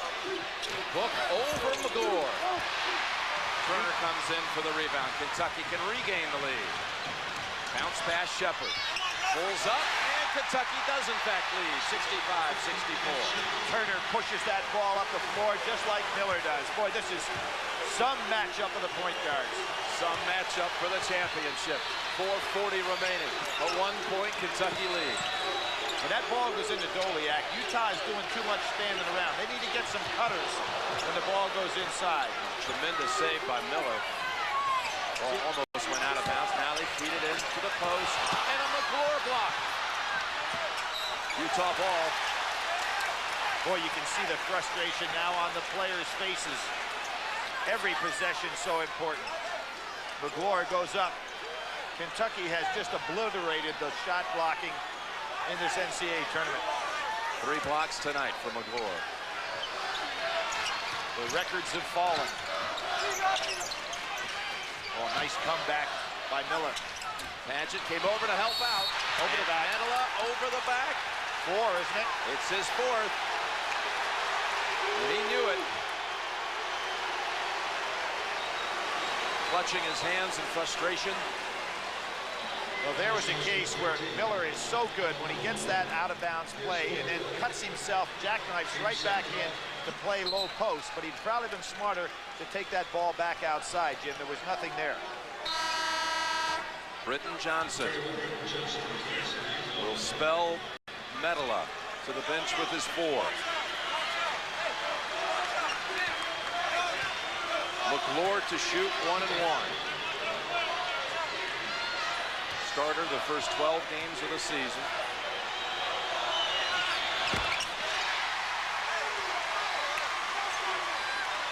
Young man having a fine game on both ends of the floor, and he's had to because Nazr Mohammed was in foul trouble in the first half and is also here in the second half. Tubby Smith signaling if he makes this what defensive press he wants. That's a big make, and it helps the press set up. Kentucky backs off. The press, 67-64 Cats. 7 unanswered by Kentucky. It's a double down by Paget. Doliak, they keep feeding Doliak, and he'll head to the line for 2. Here's a young man that you know has to be exhausted, but he's still battling back for the rebound. Young guy who, as you pointed out Saturday, Jim, not even a big recruit. As a sophomore and a junior in high school, goes to Rick's camp, goes back, becomes the Oregon Player of the Year, signs with Utah, and has developed year after year after year into a better player. I want to point out something, too. Keith Van Horn, the great All-American player, leaves Utah. And think back to Oscar Robertson, who's the great All-American, left Cincinnati, never having won a national championship. Is it possible that we could have a repeat as Cincinnati did after Oscar left, have a Utah team without their greatest All-American be able to go to a national crown? McLeod to the bench with 4. Boy, he's played well. His teammates surround him. Talking about teammates, Anna Medela said yesterday, we consider Keith Van Horn to be a member of this team. He may be playing for the Nets, but he's with us on that floor championship night. Timeout, we'll be right back. It's been over a year since a team shot 50% from the field for a game against Utah. And look at that, 70% the second half. Kentucky is over 50%. Rebounds now, Kentucky doing a much better job here in the second half, evening things off. We're in a 1-on-1 on both sides. Each team with 2 full timeouts, and that arrow which proved so critical in the Stanford-Kentucky game Saturday, the arrow belongs to Utah at the moment. Jim, expect Utah to go inside now with Nazr Mohammed and McLeod both out of there. Doliak with these 2 timeouts, probably fresh enough to handle the ball in the low post. Shepard, that rattles out, and a hold going to be called on Jensen of Utah. Paget to the line for a 1-and-1. Now, with Jensen, Medela, and Doliak in there, Utah should have a rebounding advantage, but Tubby Smith loves to go with this quick team in the latter stage of the game. Makes for a very tough matchup for Utah, having a big team out there against Kentucky's quick team. Now, here's Tubby going to substitute a defensive player just for the defensive sets. Mills goes out. He brings in McLeod to be the defender down on the other end. Nice move by Tubby Smith. 1-and-1 for Scott Paget. Called it the happiest day of his life when Rick Pitino called and offered him a scholarship. You know, Jim, Tubby, not surprising he's making these moves. He's taken 3 different teams to the NCAA tournament in the last 5 years. Tulsa, Georgia, and Kentucky. He knows what he's doing. Linda and Wilbur Paget applaud their sons' 2 made free throws. Back to a 4-point Kentucky advantage. See how successful that move was as it puts Doliak with McLeod down. There's a switch now, so Padgett is on Doliak. Miller blows by Evans, too strong on the layup. Well, they've had some shots close in that they haven't been able to convert. Well, that quick Kentucky team really got to the glass well on that play. Setting a double high screen. Here comes Shepard out. That's Miller. 4 on Miller. And he went for the steal. It cost him. Let's check out the CBS Sports Line stat of the game. Bench points. Kentucky with 23. That includes the efforts of Mills with 8 and Evans with 8. For a complete wrap-up of the men's college basketball tournament, go to the keyword CBS Sports Line on America Online. 21 Turner. Huge MVP of the South region, MVP of the SEC tournament. Young man's had a great 3 weeks. Mills, whose 2 big jump shots really set this comeback alive.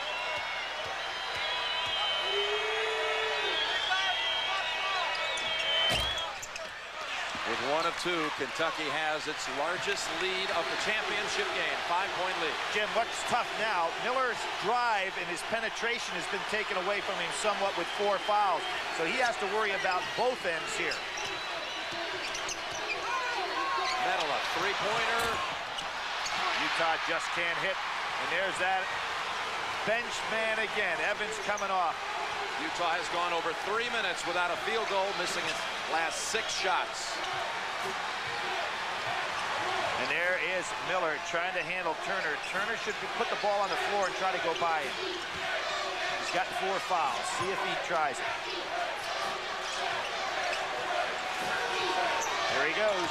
Medela picks him up. Medela rejects. That was a good switch. Shepard, 2 on the shot clock, has to take it. And Hansen underneath. We're going to have him inbound it because the horn sounded for the shot clock violation. The crowd is so loud here that nobody was able to hear it. Under 2 minutes to play.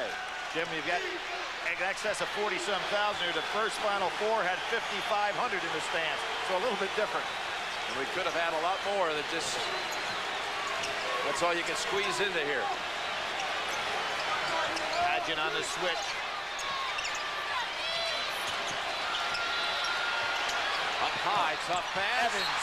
And still Utah will keep it. Huge possession here for the Utes.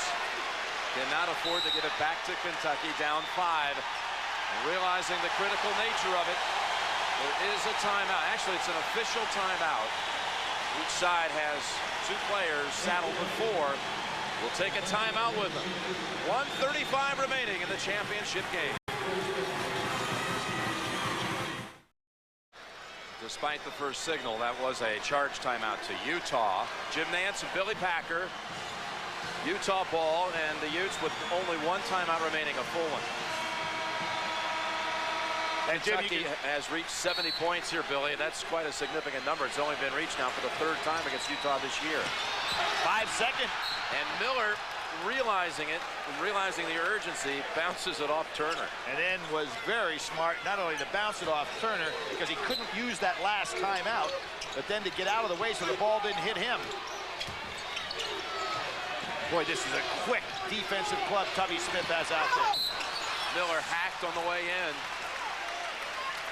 Now let's see if Tubby Smith comes back with Cameron Mills to have an offensive player down at the other end. He had McGlory for defense. See if he makes his offensive switch now.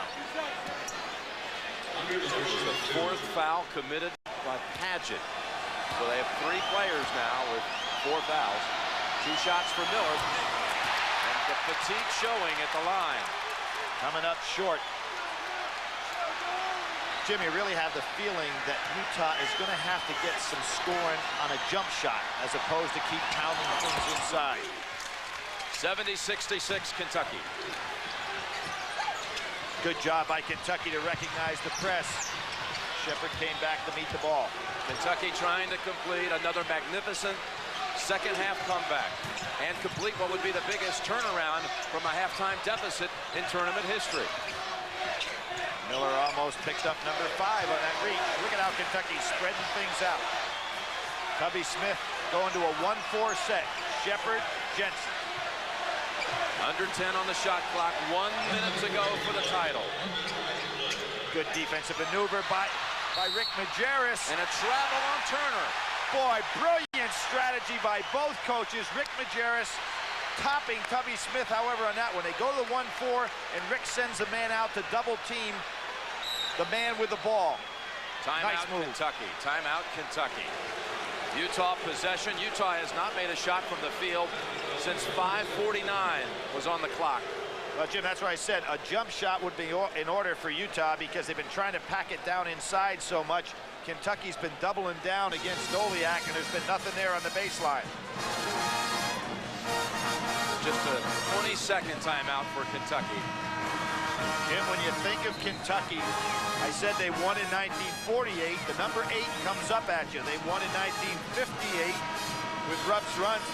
78. I mean, with the fiddle in 5, and then they won in 78. Joe Hall with Jack Givens' great game.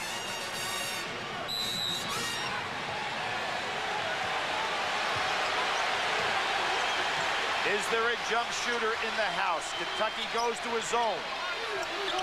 Blocked by Evans. And he's off and running. Evans had to come back for it. What a block by Hashimu Evans. Tipped out of bounds by Hansen. Kentucky ball. This Evans is amazing off the bench. So versatile. The transfer from Manhattan. Cameron Mills on the floor for Evans. You see what Tubby Smith did. He comes back with his shooter now. Leaves one rebounder in the game. He may try and go a little bit more 1-4. So that shooter in Cameron Mills keeps Miller honest. That's his 5th. Oh, he called a timeout. Timeout called by Kentucky. 34 seconds left in the game. 70-66. Cats.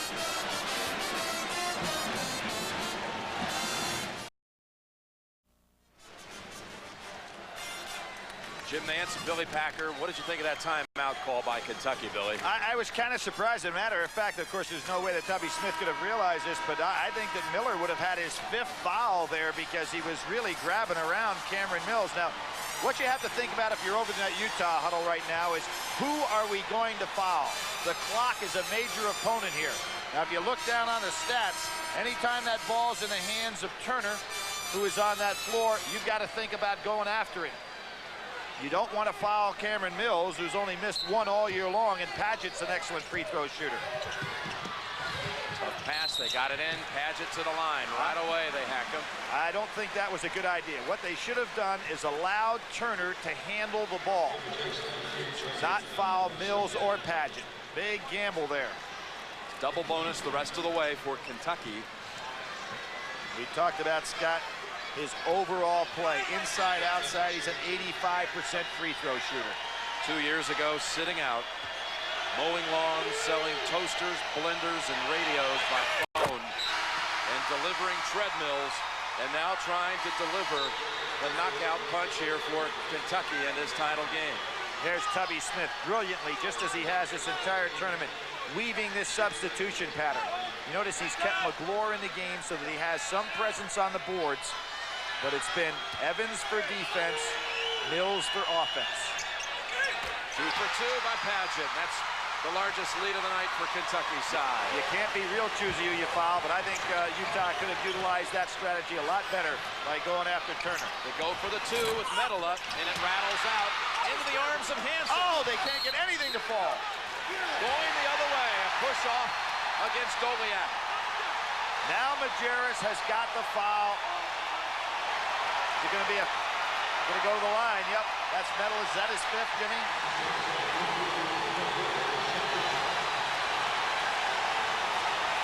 That was called on Doliak. Oh, okay.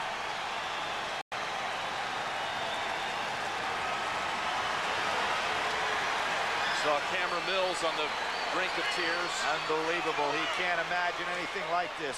His last game ever to play for Kentucky. As a walk-on in the program, as you mentioned earlier, his dad played for the legendary Adolph Rupp. Can you imagine growing up in Kentucky and playing your last game for the national championship?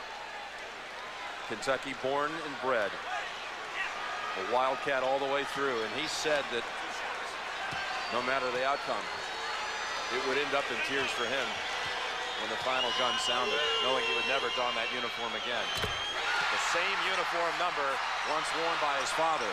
Hishimu Evans' mother, relieved at the first free throw. His mom is Eleanor. She drives from the Bronx to Kentucky to watch him play. Final 20 seconds. Miller, long on the three. Shepard the rebound. Turner ahead, and forget about it. Kentucky's on the way to the title. 48, 58, 78, and 98. Three-pointer by Jensen. Utah wanted the timeout, and they hacked Shepard. What happened in 68? A guy by the name of Wooden. That's right. And he's here tonight. The Wizard is always a welcome sight. Well, there he is, Coach Wooden. 10 national championships. Jeff Shepard, we talk about players in their uniform for the last time, and this is it for Shepard. What a career he had. And Jim, you remember the team that played against Coach Wooden in the very last game he coached, the Kentucky Wildcats. Biggest comeback from a halftime deficit, pulled off by Kentucky tonight, breaking the Loyola record. They were down 10 at halftime. That's the all-time mark. The comeback Cats cannot be denied. Kentucky wins the championship.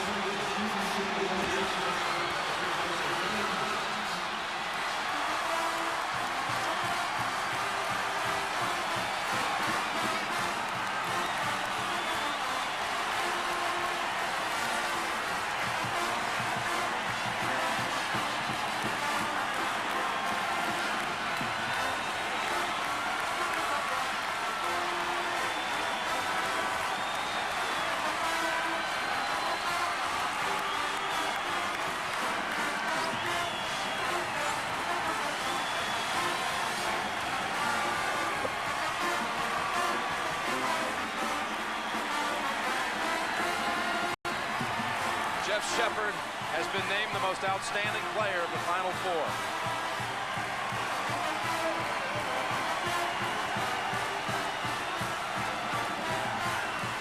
A great journey for Utah, but Kentucky showed second-half heroics against Duke, back from 17 down against the Devils, exercising that haunting loss of 92.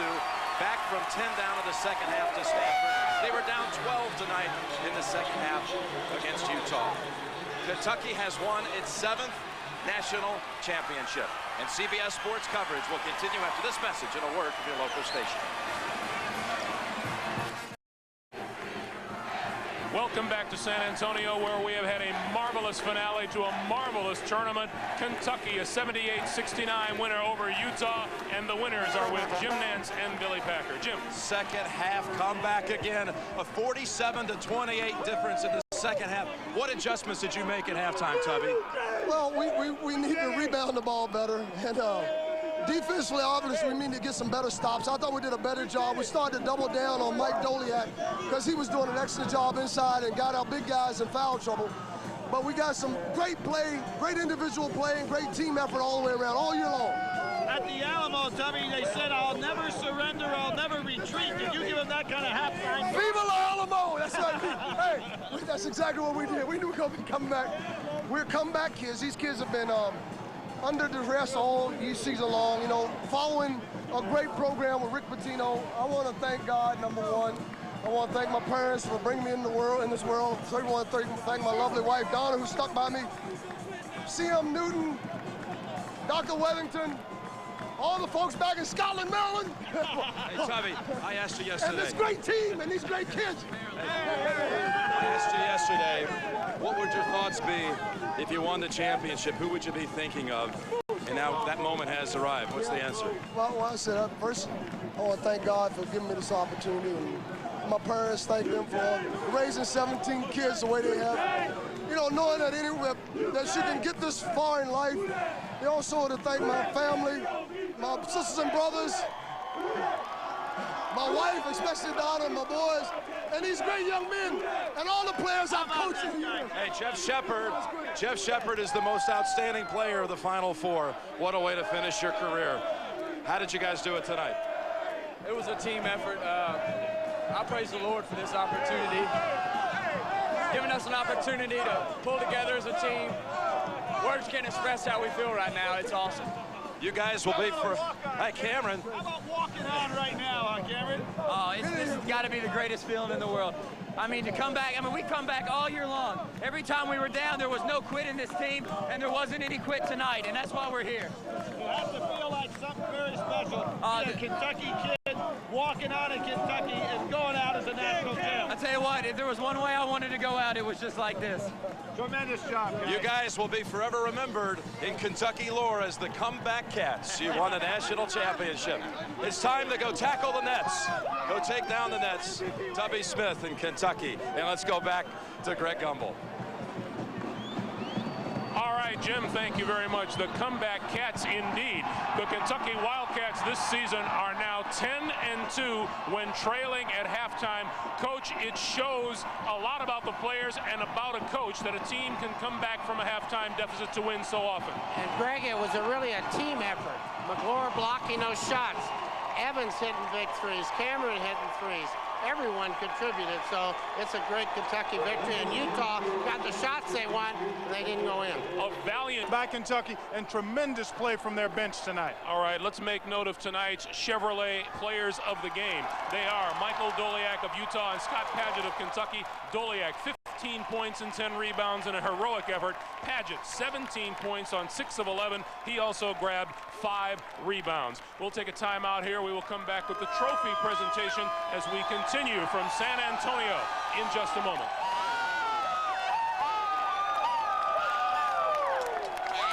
Types of headaches, migraines. The clinical tests proved Excedrin's formulas. The FDA worked with Excedrin to develop an additional package. Celebrating the 7th national championship in that school's history in college basketball, 78-69, and another marvelous view of the Alamo Dome provided by Goodyear. This reminder for you, coming up next here on CBS, for many of you, your late local news, followed by The Late Show with David Letterman, Dave's guests, heavyweight champion Evander Holyfield, and filmmaker Michael Moore. Now it's time for the trophy presentation to the 1998 college basketball national champions. Let's go to public address announcer Frank Fallon. Your attention, please. To present the championship awards tonight, here is the chairman of the NCAA Division I Men's Basketball Committee, Mr. C.M. Newton. On behalf of the Division I Men's Basketball Committee, I want to first congratulate both of these tremendous basketball teams for not only a great game tonight, but an outstanding tournament. And now it is a tremendous pleasure and with great personal pride that I present this championship trophy to the University of Kentucky Wildcats, Coach Tubby Smith.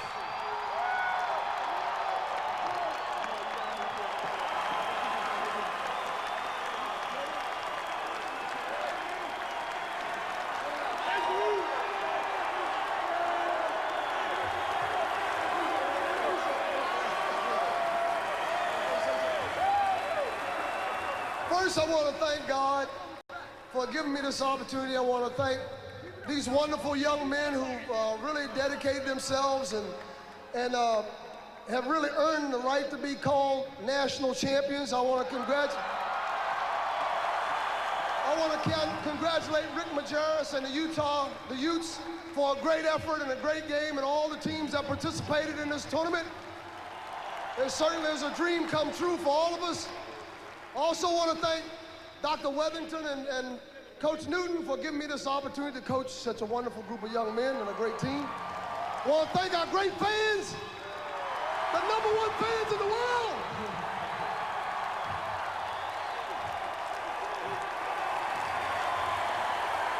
Thank you. Good night.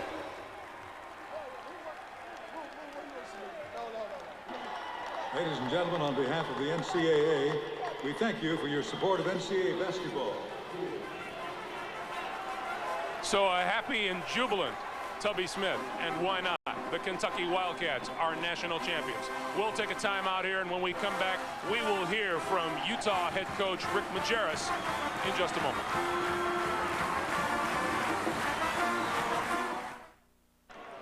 Back in the Alamo Dome, Kentucky has beaten Utah, and it's an old story. For the 3rd straight year and the 4th time since 1993, the Wildcats have knocked out Utah. Rick Majerus talked with Armin Katayan. Rick, a magnificent effort, but how big of a factor was the fatigue? 1 field goal, the last 5:49. I think we tired, and I thought these guys got us here, and I thought they had to either win it or not. I probably should have played the bench a little bit more. I think that Lombardi has the most apropos quote, you know, fatigue makes, and coward is certainly not a word for our team, but you know, I think fatigue factored into it. And what about the play of Mills and Evans off the bench? Well, Evans hit those shots. I mean, you know, we kind of, you know, we weren't. Mills hit the shots too. Credit them. I thought we had a hand up, and I thought we defended those shots fairly well. We didn't think that Evans could shoot quite that well. We were worried about Edwards, number 3. And they hit some shots, and quite frankly, we missed some shots. You know, Doliak has those shots inside, and we don't make our 3 throws. Andre has that 2 layups, the one on the end out where he ducks in, and then Hano has the wide open look at a 3, and he hits the side of the backboard. And I credit Kentucky. I congratulate them. They're a deserving champ. They played a terrific game, and we threw our best defensively at them, and they scored on it. So I'm so proud of my kids, and very happy to participate in this tournament. It was a wonderful experience, and I don't think I have a fallback, you know, goal here to be number 2. So, you know, I'm sure we'll feel bad for quite a while, but you know, we were beaten by the better team tonight, and our hats go off to them. One last thing, Rick. Do you stay in Utah? I know it's a tough question at a time like this. Yeah, I'm going there tomorrow. Thanks a lot, Rick. Appreciate it. Rick Majerus and the Utah Utes. Remember the Alamo? Well, here in San Antonio, they'll remember Kentucky and Utah for a long time to come. This tournament has been one shining moment from top to bottom. We'll be back to that when we return to San Antonio in just a moment. Once again, the Alamo Dome here in San Antonio, all a-glitter, as is the University of Kentucky. 78-69 winners over Utah. Coming up next for many of you, your late local news, followed by a Late Show with David Letterman. And Dave's guests tonight include heavyweight champion Evander Holyfield and filmmaker Michael Moore. A reminder for you, this weekend, CBS Sports brings you NASCAR's Best, starting Saturday at 2 p.m. Eastern Time with the Coca-Cola 300 Grand National Race, followed at 5 by the CBS Sports Spectacular, a salute to NASCAR's 50th anniversary. Sunday at 2 p.m. Eastern, the Winston Cup's brightest stars compete in the Texas 500, and then in 2 weeks, golf's most prestigious event, the Masters. Our coverage begins Thursday and Friday, April 9th and 10th, with late-night highlights at 11:35 p.m. Eastern Time, followed by third-round coverage Saturday at 3:30 p.m. Eastern, and then on Sunday, final round coverage gets underway at 4 o'clock Eastern Time. Once again, joined by Dean Smith and Clark Kellogg. You know, we have very little to complain about with this tournament from top to bottom, Coach.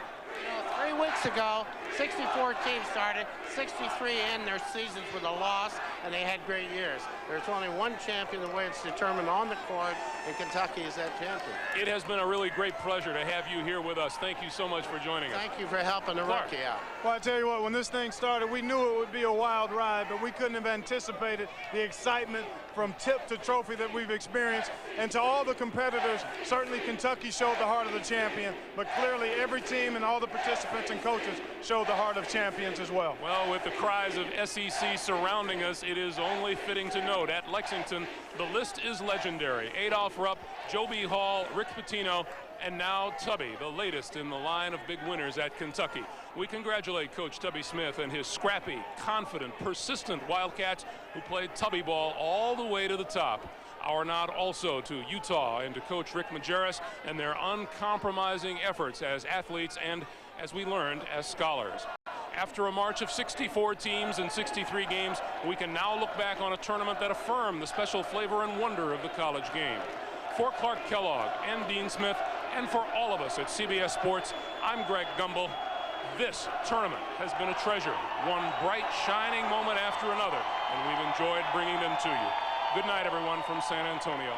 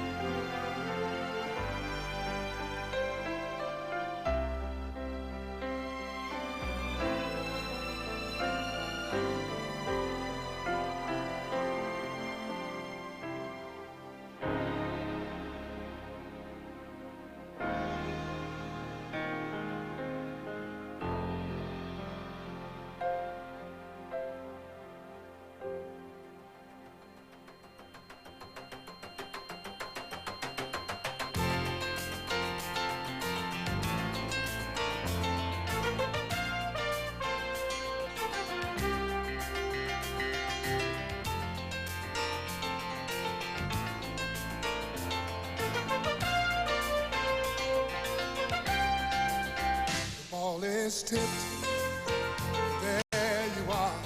You're running for your life. You're a shooting star. And all those years, no one knows just how hard you work. But now it shows that one shining moment you reached deep inside. In one shining moment, we're alive. Feel the beat of your heart, feel the wind in your face. It's more than a contest, it's more than a race.